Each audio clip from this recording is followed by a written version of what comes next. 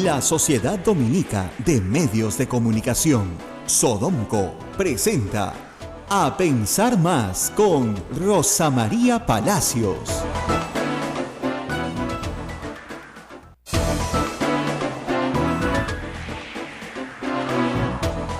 Muy buenos días, muy buenos días, muy buenos días a todos. Estamos aquí con Ismael Soto, empezando a pensar más, como todas las mañanas. Así es. Hola, Rosa María Palacios, amigos de todo el Perú, bienvenidos. ¿Por qué todo el Perú? Porque nos sintonizan a través de las frecuencias de Sodomco, en Radio Santa Rosa 1500 AM, Radio Santo Domingo en Chimbote, Radio San Martín Arequipa, Radio Veritas RTV Cusco, Radio Cepagua Ucayali, Radio Quillabamba La Convención y Radio Madre de Dios en Puerto Maldonado. En breve doy las frecuencias, ¿eh? De hecho, ahí nos están sintonizando. Y también háganlo a través de nuestro canal en YouTube, @Sodomco, y en Twitter también. Rosa María, te tengo una sorpresa. Ayer, revisando un poco los archivos y viendo pues el recuento de programas que hemos emitido aquí en Sodomco, te cuento que has cumplido 100 programas. Y hoy estamos emitiendo el programa número 100. Programa 100, qué Así maravilla. Qué Imagínate. rápido se pasa. Rapidísimo. Oye. Rapidísimo. Abel sí. Ángeles ha querido dedicarnos algunas palabras. Él está en la línea. No Hola, te puedo Abel. creer. A ver, aló, no me dijo nada, hablé con él temprano, ¿ah? Aló. Hola, Rosa María, ¿cómo estás? Muy bien, muchas gracias. Felicidades, pues, a nombre del padre Javier y de todo, del padre Héctor, del padre Rodolfo, de César González, del padre Eduardo y de todos, del padre Luis, de todos los que forman, pues, la directiva de Sodomco. Queremos saludarte en este programa número 100, ¿no? Celebrar y decir, pues, que se está cumpliendo los objetivos, que era, pues, reflexionar, pensar y tomar conciencia para tomar decisiones. Los católicos tenemos que ser conscientes de cada cosa que hacemos, de cada decisión que tomamos. Eso era lo que queríamos decirte en esta mañana. 100 programas. 100 programas. Bueno, muchísimas gracias. Todos los padres que ha mencionado Abel son los directores de las radios que pertenecen a la Asociación Sodomco. Todos son sacerdotes y, como ven, todavía no lo he hecho tan mal, así que he logrado que me soporten durante 100 programas, que es bastante, ¿ah? Y se ha hecho bastante también, dicho No se soporta una paisana así, que no es del gremio, ¿no? Muchísimas gracias. Yo he tenido experiencias muy lindas acá y se lo cuento a todo el mundo, porque somos pocos, pero nos esforzamos, todos corremos. Para que se hagan una idea, ustedes acá en el frío invierno, y María sudando todos los días, de la cantidad de chamba que tiene que hacer solo antes de entrar al aire, porque hay mucho que hacer antes, durante y después, ¿no es cierto? Eduardo está entre los controles, contesta el teléfono, llama a los invitados, abre la puerta de afuera, y como esto es un convento, no es que la puerta está aquí afuera, sino que la puerta está como a 2 cuadras, pero él corre y todos corremos detrás de él. Se hacen muchas cosas porque hay un bonito espíritu. Cuando como digo yo, cuando los dueños están, ¿no es cierto?, más preocupados por las cosas de Dios que las cosas de los hombres, pues el resultado puede ser muy especial. Y lo que tenemos acá es muy, muy especial. Así que muchísimas gracias a todos, para los saludos, a la gente que nos sigue en todas partes. Ayer me contaba un oyente que se sube en un taxi en Arequipa y nos sintonizan en Arequipa todos los taxistas, así que muchísimas gracias a ellos que nos sintonizan con tanto cariño, a la gente de Chimbote, a la gente de Madre de Dios que ayer ha estado pendiente de toda nuestra transmisión y que la ha repetido, preocupada por esta carretera. Hay reacciones. No, claro, que además que genera pues controversia, porque hay los que la quieren y los que no la quieren. Gente en todo el Perú y en el mundo entero a través de la web que se sintoniza con nosotros. Que pedimos que algún día esta humildísima radio, la más humilde de todas, como Santa Rosa, tenga una frecuencia FM, porque solamente nos escuchan en AM en Lima, salvo en la parte sur de Lima, a partir del Villa El Salvador hacia el sur. Entonces, ojalá que algún día, ¿no es cierto?, tengamos nosotros nuestra posibilidad de salir en FM también. Mientras tanto, competimos así, como digo, modestamente, tratamos de poner algunos temitas en agenda. A veces hemos tenido bastante suerte, ¿no? Sí, bastante claro, suerte. A veces, ¿no? Qué modestia la tuya. A veces tenemos un poquito de suerte. Sí. Pero así estamos. Bueno, yo quería empezar Muy bien. por comentarles 2 temitas sencillos. ¿Por dónde vas a empezar? A ver, vamos. Por las portadas de los periódicos. Ay, miren, qué curioso, ¿no? El Comercio y la República dicen, perdón, el Comercio y el Perú 21 dicen exactamente el mismo titular. me opongo a cualquier bozal a la prensa. Ya, por favor, ya, cada vez que alguien recuerda las obligaciones de la radio y televisión, alguien sale cacareando libertad de prensa, ¿no? Alguien recuerda la ley de radio y televisión, que tiene obligaciones, pues. ¿Ah? El comercio tiene el 80% de la prensa escrita del Perú. Ya, eso no tiene regulación, para empezar. Pero en el caso de América Televisión, sí hay pues regulación. ¡Qué pena! Pero hay un horario de protección al menor de 6 de la mañana a 10 de la noche. En ese horario se emite algo de prensa, miren, prácticamente nada, con todo respeto por mis colegas que hacen prensa en América. ¿Qué se transmite ahí? Policiales. Fulano mató a Mengano, le robó, etcétera. Entonces, yo no creo, de verdad, que se esté atentando contra la libertad de prensa cuando se pida que se respete el horario de protección del Perú, al menor, y cuando se sancione. ¿Cuál prensa? ¿Qué prensa se hace en la televisión peruana hoy? De verdad, ¿qué prensa se hace? Ninguna prensa. Se hace un poquito de prensa en prensa escrita, en algunas páginas. Y en televisión peruana, de 6 de la mañana a 10 de la noche, no se hace prensa. Es más, los noticieros los han pasado a las 11 de la noche, en casi todos los casos. Están fuera del horario de protección al menor. Pero dentro del horario de protección al menor tienes un magazine desde las 6, a veces 5:30, 6 de la mañana. Y canales de noticias. Y eso es cable. Claro. Policial. Ya, ¿eso es libertad de prensa? O sea, ¿ustedes creen que los revolucionarios franceses hace 200 años inventaron la libertad de prensa? ¿Para qué? ¿Para pasar combate? ¿Para hacer guerra?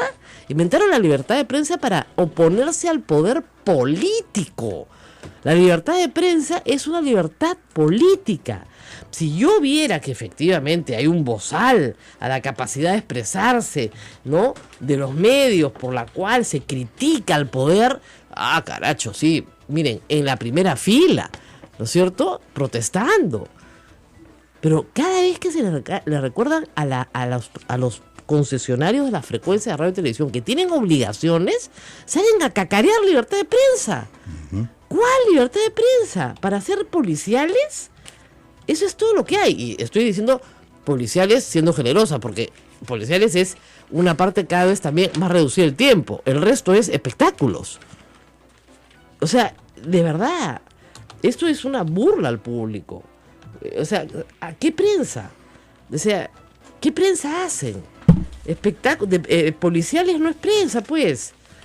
O sea, hay que tener un poquito más de tino en algunos periodistas que han atacado a Mercedes Arauz, que lo único que ha dicho es, oigan, hay una ley, lo hemos dicho acá, lo he escrito yo, hay una ley que dice que hay un horario de protección al menor, ley que dice además que te quitan la frecuencia si no cumples reiteradamente con el horario de protección al menor. Y mencionó el término autorregulación. Claro, perdón, sí. La autorregulación, efectivamente, pero si no cumples con la ley, te tienen que aplicar la sanción prevista en la ley. La ley no la ha inventado este gobierno ni la anterior, es del 2004, ¿no? ¿Cuál libertad de prensa? O sea, de verdad, si hicieran prensa, yo estaría de acuerdo. Si hicieran prensa, bestial, pero no hacen ninguna prensa. No hacen ninguna prensa, hacen espectáculo, hacen shows de mala calidad.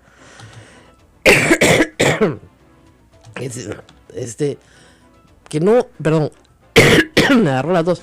Hacen shows de mala calidad que no son prensa. O sea, la ley de radio y televisión tiene sanciones. Tiene sanciones bien claras. Yo le pido al ministro de Transportes que las aplique. ¿Cuáles son esas sanciones para recordarle un poco a nuestro público? Miren, básicamente técnicas. Porque es un derecho del público. Exactamente, técnicas. Hay un montón de sanciones técnicas. Por ejemplo, yo no me puedo meter en la frecuencia de otro, ¿no? Lógico, ¿no? Ya sucedió. Sí. Ha sucedido, un caso famoso. ¿Ya? Cuando General Delgado Parker utilizó la frecuencia concedida al 13, a Red Global, para meterse a Panamericana Televisión, ¿no es cierto?, y transmitir para Lima. Lo mandaron a negro 15 días. No es broma, Eso sucedió en el año 2003 o 2004, si mal no recuerdo, cuando retomó cuando comenzó la bronca entre la familia Schutz y la familia Delgado, ese sector de la familia Delgado, por la posesión o la administración del Canal 5. Bueno, eso pasó, mandaron al Panamericana negro, pues, porque cometieron una infracción objetiva, ¿ya? Si tú reiteradamente pones obscenidad y violencia en el horario de protección al menor, y reiteradamente quiere decir más de 2 veces, ¿no es cierto?, estás sujeto a una multa y a una sanción, que puede ser suspensión o cancelación definitiva de la frecuencia. Correcto. Si mañana los mandan a todos a negro, a Canal 2, al Canal 4, al Canal 5, al Canal 9, lo que están haciendo es cumplir con la ley, porque se pitorrean en la ley. Tan se pitorrean en la ley, ya, que el señor Eric Jürgensen, gerente general del Canal 4, a quien conozco, puso en su Twitter: si no le gusta mi canal, cambien pues con su control remoto. Hasta que cerró su cuenta de Twitter o no volvió a escribir y anunció ahora sí, que se iban a moderar, que ya no iban a publicar los WhatsApps de las personas sin su consentimiento. WhatsApp que son privados. Sin su consentimiento. ¡Wow! ¡Qué tal avance ético, qué bestia, ¿no? Y estaban hablando no de temas delictivos, no, de chismes de farándula, de intimidades de personas particulares que resulta que aparecen en un show para jóvenes como modelos, ¿no es cierto?, como si fueran modelo de algo, ¿no?, como si su sexualidad fuera un asunto de interés público. Entonces, no hay un tema acá de libertad de prensa. No hay un tema de libertad de prensa, no hay ningún bozal contra la prensa, no engañen al presidente, no asusten al poder, porque eso sí, se mueren de miedo. Y claro, si tú te enfrentas a una corporación que tiene el 80% de la prensa escrita del Perú, claro, ¿cómo no te vas a morir de miedo? Por eso es que no puede haber acaparamiento de medios, pues, y lo dice la Constitución en su artículo 61, porque uno solo, ¿no es cierto?, le cacarea a la ministra, a la congresista y vicepresidenta: tú te has metido con la libertad de prensa. Y la pobre Mercedes ahora ha dicho: ¿cuándo he dicho yo algo del control del contenido? Les he pedido que se autorregulen, les he pedido que discutan, ¿no es cierto?, la ley. La ley. Estuvo acá Miriam Largo el otro día. El 81% de los medios de comunicación en el Perú no tiene código de ética propio y se adscribe al Ministerio de Transportes y Comunicaciones. Ni siquiera han sido capaces de elaborar sus propios códigos de ética. José Alejandro Godoy me hace acá un chiste muy bueno que dice: una cocina surge a quien me traiga 20 minutos de política en un noticiero de señal abierta. De verdad, 20 minutos de política, tráiganme pues. Dos cocinas surge, ya, por favor. Dos, de verdad. O sea, no pueden pues ampararse en la libertad de prensa establecida en el artículo 2, inciso 7. 4, perdón. 7 es el de la intimidad y el honor de la Constitución, para decir que los quieren regular, que les quieren regular el contenido. Para hacer programas de entretenimiento no existe libertad de prensa, métanselo en la cabeza. La libertad de prensa es una libertad política que sirve de contrapeso al poder político. Díganme ustedes qué contrapeso a la libertad política del Perú puede hacer Yo Soy. Ninguno, pues, ¿no? Ninguno. Entonces, ¿qué es lo que les impide hacer buen periodismo? Me preguntan acá. Lo que les impide hacer buen periodismo es tener dueños que crean en el periodismo, que crean que hacer política es su obligación, porque para eso les dieron la frecuencia. Y que eso puede implicar ganar un poquito menos de plata que tener al atropellado del día en vivo, ¿no es cierto?, quejándose de que le duele, que por favor lo rescaten. Ya, eso puede hacer un poquito menos de plata. Y por eso es que aquí en Radio Santa Rosa nos está yendo muy bien, porque hay un montón de gente que nos escucha, porque no hay política en los medios de comunicación, que para eso se inventaron. Así de claro, ¿no es cierto? hay que hacer más política en los medios de comunicación. Entonces ahí podrán decir, perdón, no se metan con la libertad de prensa. Pero ¿de qué libertad de prensa pueden reclamar si no la hacen en los medios de comunicación? No hacen. Revisen la pauta de cualquier noticiero, cualquier mañana desde las 6 hasta las 8, porque pues ahí arranca espectáculos. Y en la tarde hay más espectáculos, ¿no? Y sus propios gremios se sancionan a sus partes una y otra vez. Por ejemplo, ahorita estoy viendo el Canal 2. Asaltan depósito de reciclaje y se llevan al menos 30.000 soles. ¿Qué tal noticia de interés nacional? Y esa la estaban pasando a las 7 en punto en que salía para acá, porque las van pasando cada media hora. Entonces, el asalto del depósito de reciclaje es noticia de interés nacional.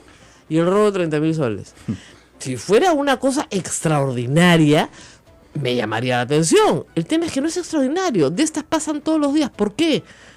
Porque se comercian las imágenes de las cámaras de seguridad. La policía las trafica. Entonces, listo, ya tienes tu noticiero. Más barato, imposible.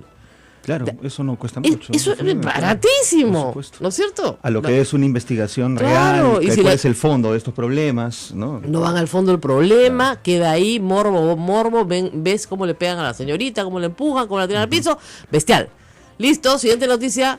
Y la siguiente noticia es, asaltan, atropellan, violan, matan, todos los días. ¿Eso es libertad de prensa? No, eso no es pues libertad de prensa. Y no me van a decir a mí que no es violento ver cómo le ponen en la cabeza una pistola a una mujer.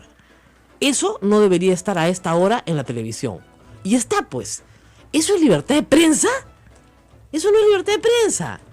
¿Dónde está acá el contenido que no sea morboso? Discúlpenme. No veo. Entonces ya estos ataques a Mercedes Arauz, francamente, son ridículos. Son tan ridículos que el presidente ha contestado una pregunta sobre esto en China, diciéndolo de siempre. Claro. Me pongo cualquier bozal en la prensa, obviamente radio, televisión, etcétera.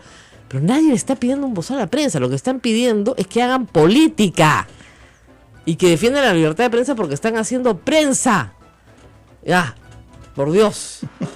Qué barbaridad. Ahora, preguntan, ¿Santa Rosa hay en internet? Claro que hay internet. Sí, hay una aplicación en el Play Store y también en iPhone, en el iStore, así que pueden descargarla, dice Santa Rosa Radio, y ahí está, con nuestro loguito azul, nuestro símbolo de los dominicos, y de Radio Santa Rosa, por cierto. Santo Domingo, Radio Santo Domingo Chimbote también tiene su aplicación, muy pronto San Martín y las otras emisoras. Sí, estamos en internet. Estamos en todas partes, queridos, no es tan difícil encontrarnos, ¿ok? Ahora, otro temita.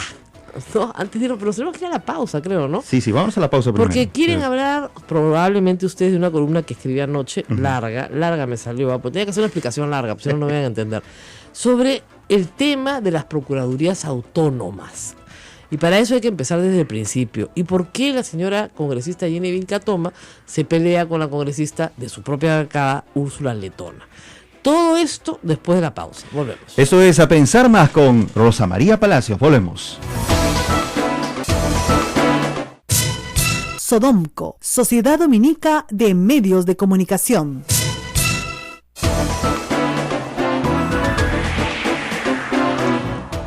Bueno, anoche tarde, porque me quedé escribiendo hasta tarde, escribí una larga columna en el blog que tengo, que se llama rosamariapalacios.pe, sobre este nuevo incidente entre Jenny Vilcatoma y esta vez la congresista de su propia bancada y abogada Úrsula Letona. Y digo nuevo porque no es la primera vez que la señora Jenny Vilcatoma hace acusaciones descabelladas. Y son descabelladas porque la verdad es que están fuera de la realidad.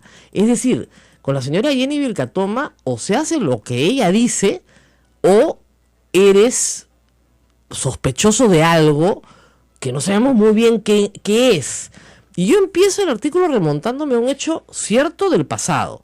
La congresista antes abogada Jenny Vilcatoma, se hizo muy famosa, y ahí empezó su fama pública y mediática, por decir que el ministro de Justicia, Daniel Figalo, la había citado en su despacho para proponerle una colaboración eficaz al entonces prófugo de la justicia Martín Belaúnde Locio. Y esto debido a que, bueno, él era amigo pues del presidente y de su esposa, entonces querían manejar una colaboración eficaz que no le correspondía. Ella incluso se presentó en una segunda reunión a grabar clandestinamente al ministro. Miren, la grabación no probaba nada. salvo una discusión entre abogados sobre qué pasa si pasa esto, qué pasa si pasa lo otro, qué pasa si... que es la típica discusión de escenarios que hacen todos los abogados.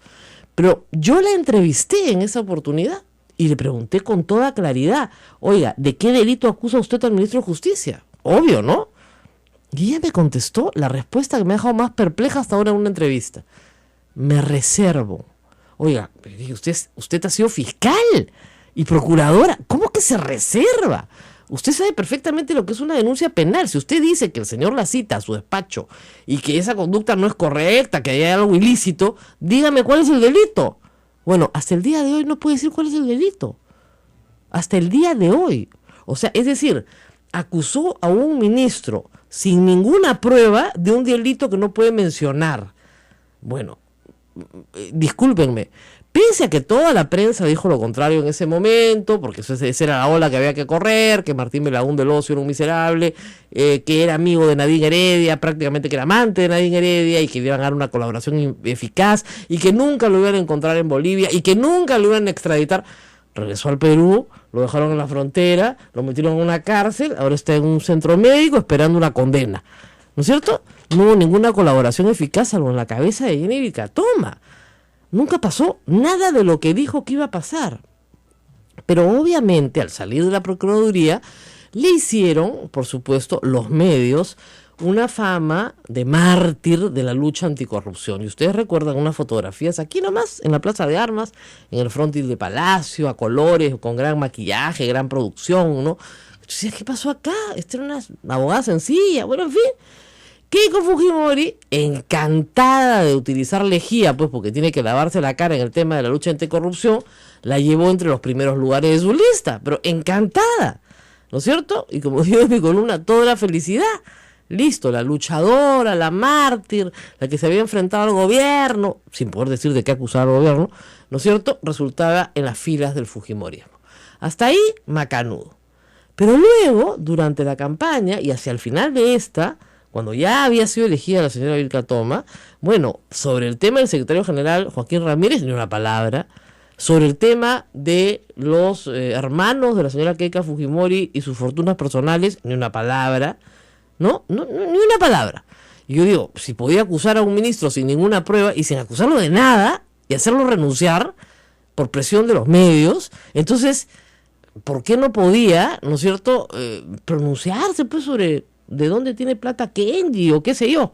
Pero en fin, hasta ahí va la cosa. La señora está muy entretenida porque le han dado la presidencia de la Comisión de Fiscalización. Además, no ha permitido que se cree una comisión investigadora para los Humala. No, ella quiere presidir la Comisión de Fiscalización con facultades especiales. Ya le dieron las facultades especiales. Porque cualquiera que se lo ponga está contra la lucha anticorrupción. Bueno, ayer llegó al clímax. Reunión de la Comisión de Constitución. Y lo primero que hace la señora es acusar al presidente de la Comisión de Constitución, que es Miki Torres, abogado de los Fujimori, miembro de su partido además, acusarlo de no poner en agenda su proyecto. ¿No? Y que si no ponía en agenda su proyecto, entonces, bueno, ok, comenzaron a conversar de su proyecto. Y inmediatamente comenzó a acusar a Úrsula Letona de pertardear su proyecto. La señora Letona hizo algunas preguntas pertinentes, que yo también hago un artículo sobre el tema de la autonomía constitucional que tendría una Procuraduría autónoma. Y ahí está, me está petardeando, pues no me sorprende, dijo, que petardee mi proyecto. O sea, ¿perdón? Entonces, esos son los hechos. Nadie la petardea y nadie le sugirió nada ilícito en el Ministerio de Justicia. Todo está en su imaginación. Sé, porque me lo han contado varias personas, nosotros seguimos muy de cerca el caso Ancash, ella fue fiscal en el caso Ancash, que realmente la pasó muy mal, porque la amenazaron seriamente gente vinculada al expresidente regional Álvarez, hoy preso.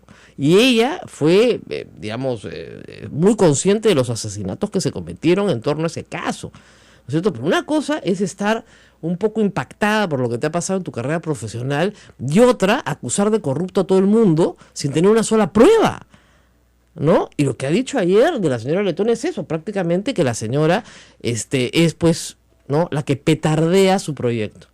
Ahora, el proyecto de una Procuraduría Autónoma es un disparate jurídico. Es un disparate. Obedece al delirio de persecución que tiene esta congresista, la señora Jenny Vilcatoma. Nadie la está persiguiendo porque cree que la están persiguiendo. Entonces cree que con una autonomía, entonces ya no la van a perseguir. El tema es el siguiente, y lo voy a explicar así para, como dicen, para los que no saben nada de derecho, ¿ya? Fíjense, cuando hay un Estado totalitario, es decir, cuando no hay democracia, partido, gobierno y Estado son la misma cosa, son imposibles de diferenciar. ¿Por qué? Porque hay un solo partido. Para gobernar tienes que militar en el partido, ¿no? Para ser parte del gobierno, y el gobierno tiene ánimo de perpetuidad, no es temporal, y se mezcla indefectiblemente con los intereses del Estado, que son de carácter permanente, ¿ok? En una democracia representativa como la que nosotros pretendemos tener, Estado, partido y gobierno son entidades muy distintas. El partido es una organización que expresa un interés político para llegar al poder o para gobernar, y tiene un espacio propio. Es imposible que un solo partido se haga de todo el poder, porque tenemos separación de poderes, pesos y contrapesos, vida multipartidaria, etcétera. Y eso hace imposible que un solo gobierno se apropie del Estado, salvo, ¿no es cierto?, que comience a diseñar mecanismos para garantizar su perpetuidad. Cada entidad, partido, gobierno y Estado tiene, ¿no es cierto?, espacios democráticos diferentes. El Estado es permanente, el gobierno es temporal, ¿no es cierto? ¿Se entendió? Bueno, lo vuelvo a explicar. Lo que es clave en esto es que los funcionarios del Estado no trabajan para el gobierno. La gran mayoría que trabajan para el Estado peruano, millones de personas en el Perú, no trabajan para el gobierno. Trabajan para el Estado. Un diplomático, un militar, un maestro, una secretaria, hasta un director general de ministerio que ha hecho carrera, no trabaja para el gobierno. Trabaja para el Estado. Hasta un jefe de OPD puede trabajar para el Estado, porque nunca ha trabajado para un gobierno, ha estado siempre en la administración pública. Ha trabajado para muchos gobiernos. ¿Ok? Si eso se entiende, ya van a entender por qué lo de la Procuraduría Autónoma es un disparate, ¿ya? Reitero, quien trabaja para el gobierno son muy pocas personas en realidad. Son los que adscriben el proyecto político ganador, el proyecto político que gobierna. Pueden ser militantes o pueden no ser militantes en estos tiempos, ¿no es cierto? Pero son parte de ese proyecto político y quieren ser parte, ¿no es cierto?, con aspiración de permanencia de ese proyecto político en la vida del país. Esos son los que trabajan para el gobierno. Pasa el gobierno, se van, ¿no es cierto? Pero si pasa el Estado, pero el Estado no pasa. Y si los que se quedan porque trabajan para el Estado, no trabajan para el gobierno. En este gobierno prácticamente no se han movido, ¿no es cierto?, personas, salvo muy pocos cargos, porque la gran mayoría de gente, reitero, trabaja para el Estado, no para el gobierno. Y eso es bueno porque da permanencia en el tiempo a las políticas de Estado. El personal nombrado de absoluta confianza del presidente de la República, los ministros de Estado que tienen responsabilidad política frente al Congreso, obviamente trabajan para el gobierno. Pero no importando la modalidad de contratación que usted tenga, sea acá, sea nombrado, contratado, lo que fuera, usted trabaja para el Estado, si me está escuchando. No trabaja para el gobierno, pues. ¿Ok? Ahora, hay una confusión efectivamente azuzada por una serie de periodistas que son lamentablemente muy brutos, porque hay que ser muy bruto para no entender esto, y que no han leído jamás un libro de teoría del Estado, o hace años que no han revisado uno, donde insultan a cualquiera que en algún momento de su vida haya trabajado por un gobierno, acusándote de haber trabajado para un partido. De verdad, ¿no? Entonces, usted trabajó para el fujimorismo. ¿Cómo va a haber trabajado para el fujimorismo si no adscribo su proyecto político? ¿No es cierto? Es absurdo, ¿ya? Pero ya, cuando la gente se pone bruta o tiene mala intención o es mala persona, ya no puedes insistir, ¿no? ¿Para qué estás perdiendo tu tiempo? Pero en el caso de los procuradores, vamos a lo mismo. El procurador es un abogado del Estado, no es un abogado del gobierno. Es un abogado de una de las partes. Un procurador litiga en todos los ámbitos en los que litigue el Estado, sea civil, constitucional, laboral, administrativo. Y en penal litiga en aquellos delitos contra la administración pública, ¿ok? No en todo, ¿ok? En los que son contra la administración pública. No litiga en derechos humanos, porque no hay un delito contra la administración pública, pero sí litiga en los delitos en los cuales la administración pública es parte y tiene que hacer una reclamación civil, ¿no es cierto?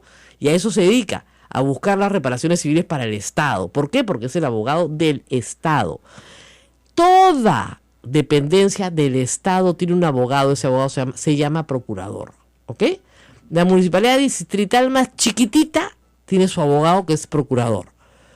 La municipalidad provincial, el gobierno regional, la unidad ejecutoria de gasto, la OPD, el ministro, el ministerio, salud, lo que ustedes llamen Estado, todas esas entidades tienen procuradores. A veces uno, a veces cientos, dependiendo del tamaño de la entidad y la carga procesal que tengan. ¿Ok? Si ese funcionario que presupuestalmente está en un pliego es un sobón del titular del pliego, eso no lo cambias por ley, pues. Porque funcionalmente tiene autonomía. Funcionalmente, en su función, tiene absoluta autonomía. No tiene dependencia funcional ni del ministro ni del alcalde, no la tiene. Ahora, tú por ley no lo vas a empoderar, pues. Si el señor no está empoderado, ¿qué más empoderado va a estar? ¿No es cierto? Es así. Entonces, el titular del pliego presupuestal para el que trabaja no es su jefe en términos de función, solamente es quien le paga, para que quede claro. Ahora, todos aspiramos, los que han trabajado en el Estado, todos aspiran a decir, no, yo quiero autonomía total. No, organismos autónomos solo hay básicamente 3, ejecutivo, legislativo, judicial. Y los que están en la Constitución, específicamente señalados y que tienen mecanismos especiales de designación, que son Ministerio Público, Tribunal Constitucional, Consejo Nacional de Magistratura, Defensoría del Pueblo, BCR, Superintendencia, Jurado Nacional de Elecciones, OMPE, RENIEC, es decir, los vinculados al sistema de justicia, los vinculados al sistema económico y los vinculados al sistema electoral. Nadie más. ¿Se pueden añadir más? Sí, si se reforma la Constitución, pero tiene que tener coherencia con lo que acabo de explicar. No hay organismos que son autónomos porque flotan en el espacio. Tienen que depender de un ministro. ¿Por qué? Porque el ministro es el responsable político ante el Congreso. ¿Ok? La SUNAT es autónoma funcionalmente, pero depende del Ministerio de Economía y Finanzas. El INPE es autónoma funcionalmente, pero depende del Ministerio de Justicia. Y así les puedo ir enseñando todo el mapa del Estado. Las cosas no flotan así. Entonces, si lo que quiere la señora Vilcatoma es tener una procuraduría constitucionalmente autónoma para miles de abogados del Estado, miles, no tiene ningún sentido, discúlpenme, ella tiene autonomía funcional. Tiene sentido que un organismo constitucionalmente autónomo que nombra jueces y fiscales que pertenecen a 2 organismos constitucionalmente autónomos, nombre a los abogados del Estado, no tiene sentido, es un disparate. Ok. ¿Cómo va a ser responsable político entonces el ministro de Justicia del sistema de defensa del Estado si no nombra a los procuradores? ¿Cómo? Explíqueme. Imposible, ¿no es cierto? Bueno. Y bueno, dicen, bueno, entonces solamente hagamos un órgano autónomo para las procuradurías especializadas en lo penal, que son las famosas, pues. Los periodistas creen que esas son las únicas que existen. La de lavado de activos, la antidrogas y la de anticorrupción. Que dicho sea de paso, Sonia Medina es procuradora antidrogas hace 16 años. Y solita recusa salas enteras antidrogas en todo el Perú. No tiene que pedir permiso a nadie. Y nadie duda de su autonomía. Y el día que no la tenga, renuncia y se va. Así funciona. Nadie duda de su autonomía. Son los otros que tienen problemas. No los que hacen bien su trabajo. Nadie, hace 16 años, 4 gobiernos, y sigue siendo procuradora. Para terror de los narcos, ¿no? Entonces, ¿para qué vamos a hacer este cambio? Porque la señora Jenny Vilcatoma tiene una antigua acusación imaginaria contra un exministro. No, pues, La señora Letona tiene toda la razón, nadie le está petardeando nada. Lo único que ha estado tratando de hacer es hacer preguntas que un estudiante de Derecho haría y para las cuales un estudiante de Derecho ya tendría la respuesta. Entonces ya ustedes entendieron bien lo que les estoy tratando de explicar.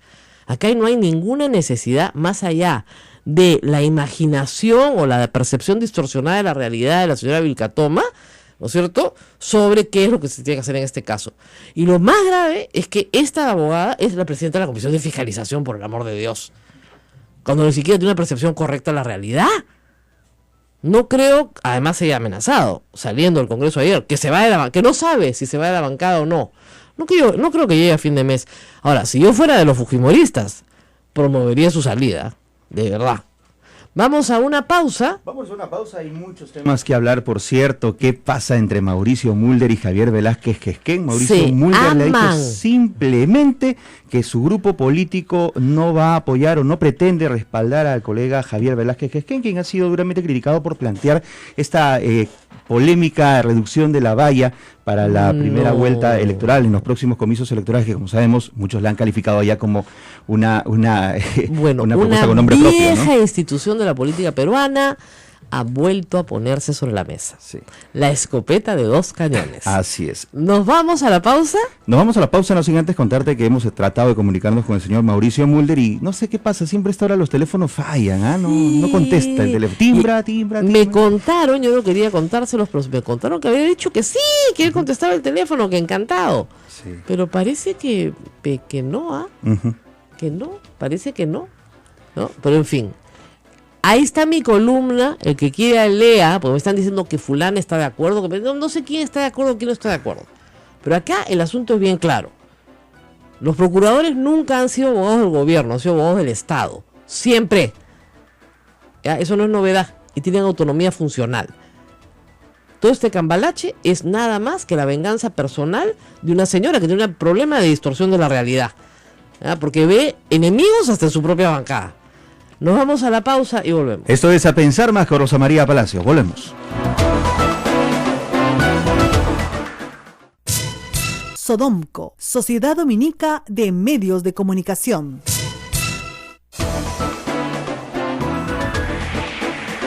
Ocho de la mañana, 42 minutos, continuamos con A Pensar Más, aquí con Rosa María Palacios. Bueno, nos acaba de llegar por Twitter un cartel que viene de Chorrillos, de la municipalidad de Chorrillos, que me ha dejado a mí impresionada y que por supuesto va a ser motivo de comentario, ya me imagino los días que vienen. El alcalde de Chorrillos es un hombre muy especial, es alcalde hace 20 años, ¿no? Tiene una manera de comunicarse con el pueblo bien especial, ¿no? Pone unos cartelotes inmensos con una letra chiquitita, ¿no? Pero sí hay que decir que hace obra, pinta de azul y amarillo todo, ha hecho parques, tiene bonitos jardines, tiene canchas, todas las zonas más pobres de Chorrillos están bien atendidas. No habla con nadie, no da información de nada, ¿no es cierto? Tiene un gusto horrible, estuvo a punto de destrozar, gracias a Dios no lo hizo, el malecón de Chorrillos, que ya es bonito y no necesita mejora, ¿no es cierto? Pero ahora se le ha ocurrido que está muy mal que la gente haga pila en la calle, lo cual tiene toda la razón, ¿no es cierto? Lamentablemente los hombres en el Perú, yo creo que es un proceso migratorio, acostumbrados al campo, ¿no es cierto? Se bajan el pantalón en cualquier esquina y hacen pila. Bueno, ya no están en el campo, están en la ciudad, hay baños, hay sitios públicos para ir al baño, hoy más que nunca, bueno, deberían usarlos, bueno. Pero hay gente pues que no cree en eso, y donde lo agarra el viento, ahí, ¿ya? Entonces el alcalde ha decidido perseguir a los meones. Y el Comando Meón, ¿qué ha hecho? Ha hecho lo siguiente, ha puesto un aviso, se los voy a describir. Padres, por favor, no se molesten conmigo, pero esto es lo que estoy viendo, que dice así: Municipalidad de Chorrillos. Luego un recuadro con una figurita de un hombre haciendo pila, donde se ve unas gotitas que caen y una, obviamente, raya cruzada, señalando que eso no se puede hacer. Y debajo hay un recuadro rectangular que tiene 2 huevos, una tijera y un símbolo de exclamación.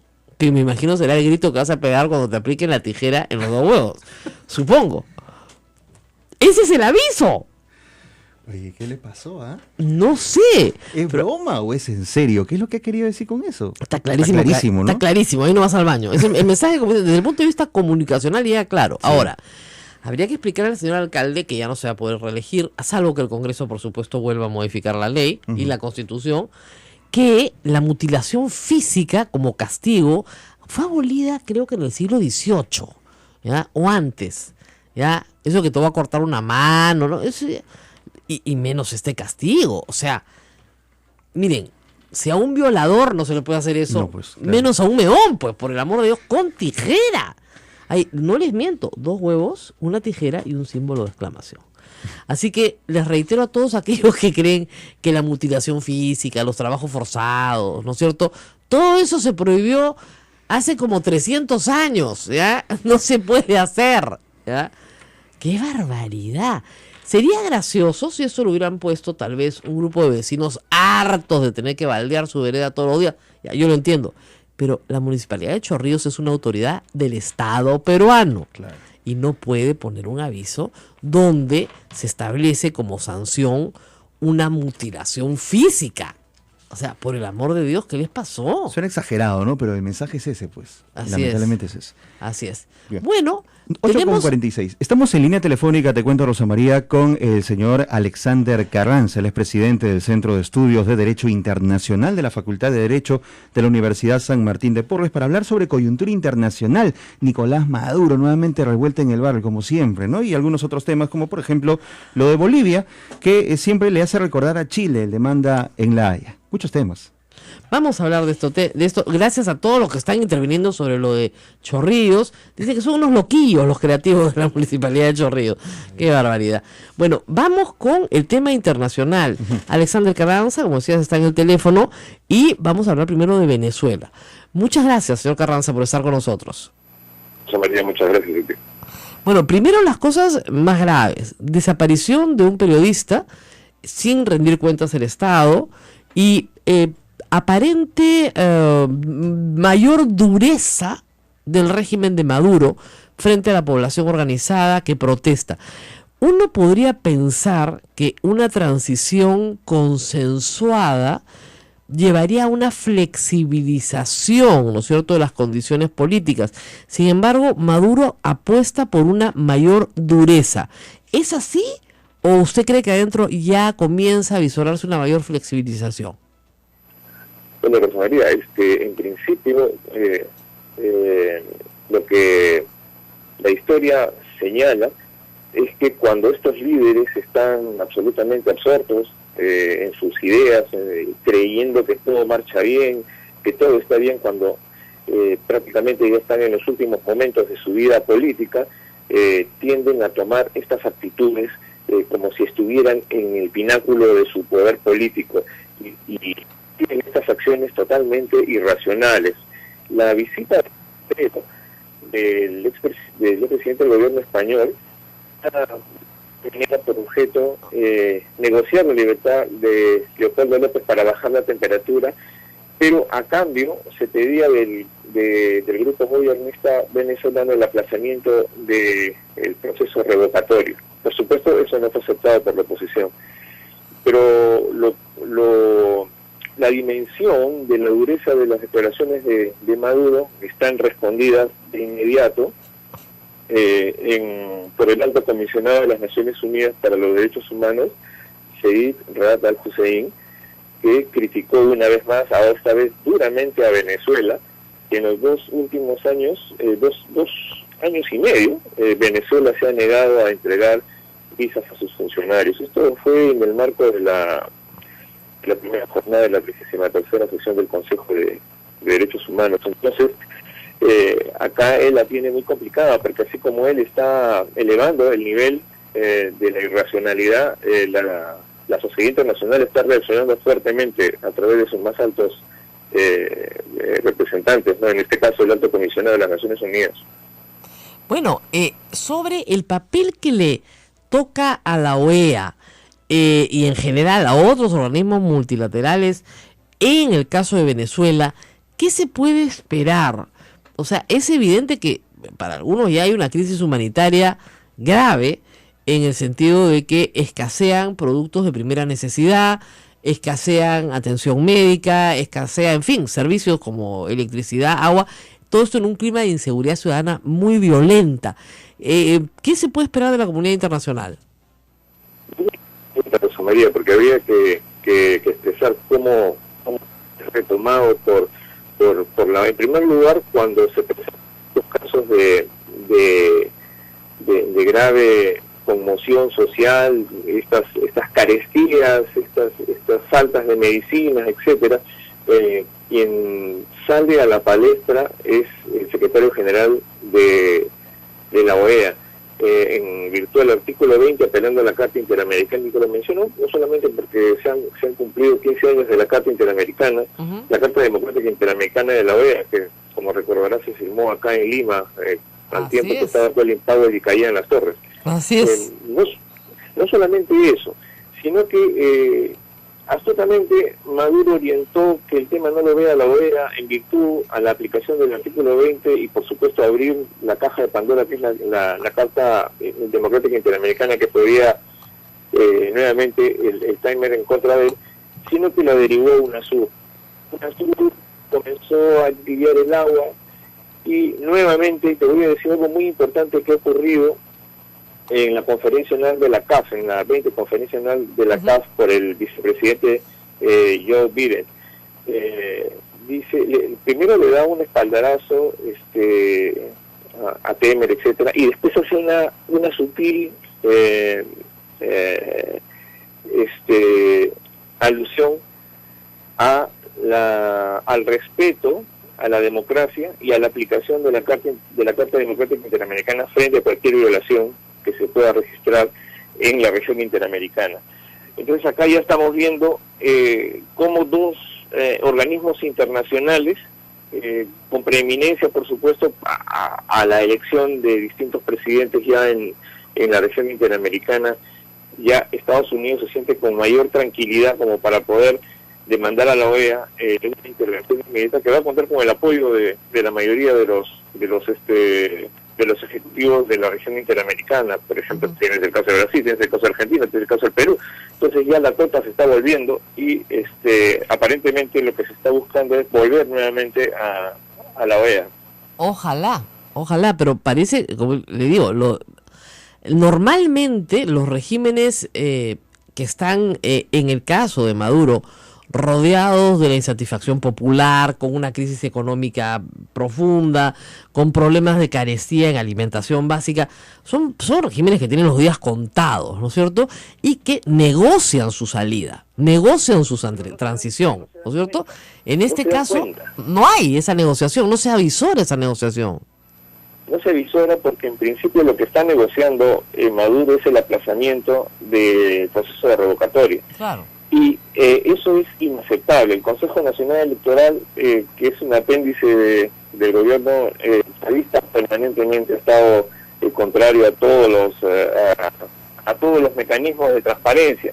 Y lo que acá se necesita es un concepto de los votantes para ir a un proceso, ¿no? De revocatoria, y él no quiere. Ahora, sí es importante que estos políticos que no tienen una formación y que tienen serios problemas psicológicos, cuando aparentemente la cosa está peor para ellos, ocurre un fenómeno que la verdad no podría yo describírtelo, pero en lugar de actuar con racionalidad y decir, bueno, la cosa está muy cerca, entonces es el momento de negociar, al contrario, se aferran más, y es ahí donde viene el quiebre. Claro. Es ahí donde ya viene el punto cero y aparentemente el MUD va a ir con todo, porque no le queda otra. La Mesa de Unidad Democrática tiene las cosas muy claras, entonces no va a aceptar ningún aplazamiento revocatorio. Así es. Bueno, muchísimas gracias por estos datos. Una pregunta puntual sobre Bolivia, que estamos repasando el panorama regional. Nuevamente el presidente Evo Morales, busca una respuesta de su homóloga de Chile, Michelle Bachelet, sobre el tema del Silala en esta oportunidad, pero el trasfondo es, por supuesto, la demanda ante la Haya, que todavía tiene, por supuesto, mucho tiempo por delante. ¿Esas relaciones solo pueden empeorar o hay alguna posibilidad de mejora? Yo creo que ambas partes entienden que todo está por conversar. Y acá yo debo de decirte que la fórmula imaginativa que Bolivia ha aceptado concretar a través de su demanda contra Chile es jurídicamente hablando, desde el punto de vista del derecho internacional, es sumamente interesante porque no está tocando para nada los tratados de límite de 1904, ni ningún tratado específico, sino lo que ellos están pidiendo es que se cumpla una promesa, acto unilateral, que se habría producido en 1975 en el marco del abrazo de la Charaña, donde la más alta autoridad, no se precisa si es el presidente o canciller, realizó una promesa a Chile y por el derecho internacional, como acto unilateral, tiene que cumplir esa promesa porque jurídicamente es vinculante dada los plenos poderes que tiene el presidente o el ministro de Relaciones Exteriores de cualquier país para empeñar su palabra. Tal suerte que lo que tiene que demostrar Bolivia es que existió tal promesa de manera indubitable. Por eso a las cosas, cuando eso es una cosa que a veces es curiosa de entender, cuando transcurren tantas décadas entre la vida entre los pueblos y uno se pone a hurgar, puede encontrar algo, ¿no es cierto?, que cambie completamente el panorama. Totalmente, y en este caso cambiarlo de forma dramática para Chile. Dramática. Y dramático ha sido el año pasado, como sabrás, la Corte aceptó su competencia frente a unas secciones preliminares planteadas por Chile. Así es. O sea, estamos hablando y además el artífice intelectual jurídico, acá como seguramente habrás tenido la oportunidad en la universidad, como todo, de leer un poco a Ramiro Brotons, es uno de los personajes que ha sido consultado por el gobierno boliviano, artífice precisamente de esta estrategia jurídica internacional de actos propios o actos unilaterales. Exacto. Que valen los actos propios incluso hasta más que cualquier otra consideración. Si no, miren ustedes lo que pasó en la solución entre Perú y Chile. Los actos propios en realidad no nos permitieron obtener el 100% de lo que pedíamos. Totalmente de acuerdo, y ahí había mucha tela que cortar. Así es. Bueno, muchísimas gracias por estar con nosotros, Alexander Carranza, internacionalista, hemos hablado de Venezuela, de Bolivia, y bueno, nos tenemos que ir despidiendo. Primera pausa. Claro, no se pierdan. El ministro Zavala está preocupado. Dice que él no sabía que iban a ir a tantas comisiones en sus facultades. Volvemos con eso. Volvemos. Sodomco, Sociedad Dominica de Medios de Comunicación.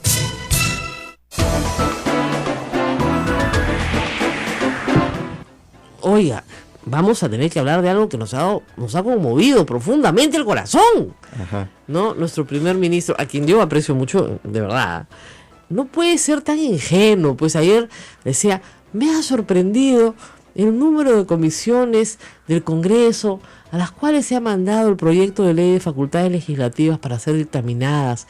¡Qué horror, qué barbaridad! ¡Ay, papito, parece es nuevo! Y no es nueva porque este ha sido ministro antes, no es nuevo. No. Obviamente, pues, ¿para qué regalas al defensor? Pues, ahí tienes.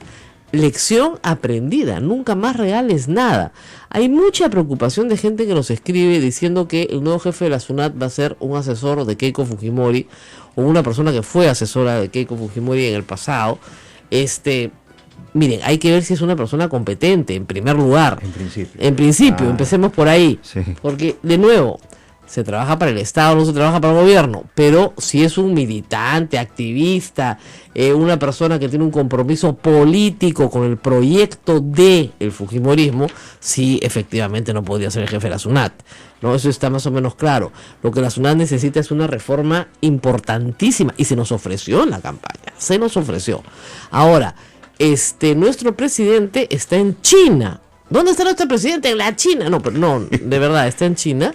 En una serie de actividades culturales, de relaciones públicas, de relaciones de gobierno a gobierno, porque ha habido una visita oficial, y ha tenido declaraciones, porque está viajando con un nutrido grupo de periodistas, que han marcado algunas controversias peruanas. Ya empezamos con el tema del Bozal, en fin, que obviamente el Grupo del Comercio levanta en su propio beneficio, pero ha dicho también que está de acuerdo con la unión civil, que fue parte de su plan de gobierno, ¿no es cierto? Y que si eso es lo que quieren hacer, buena suerte, les ha dicho. Es una decisión muy personal.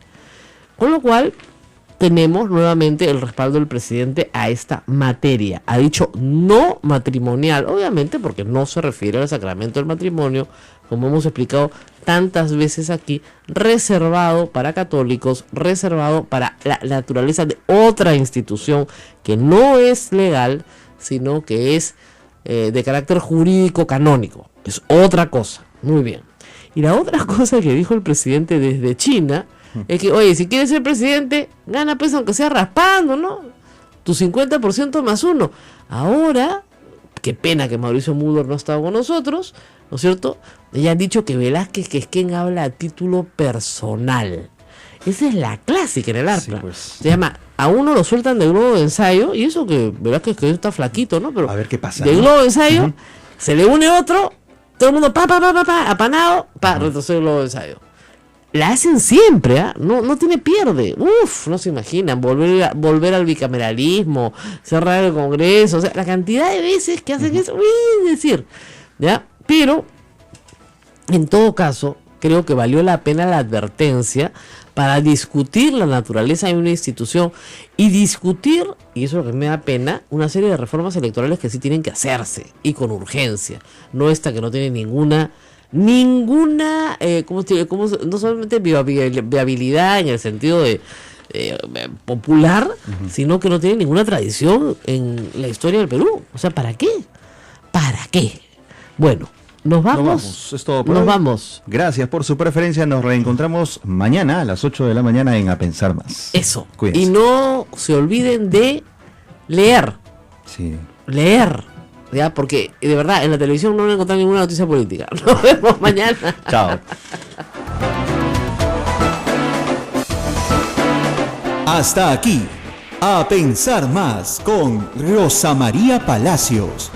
Este programa fue producido por la Sociedad Dominica de Medios de Comunicación, Sodomco.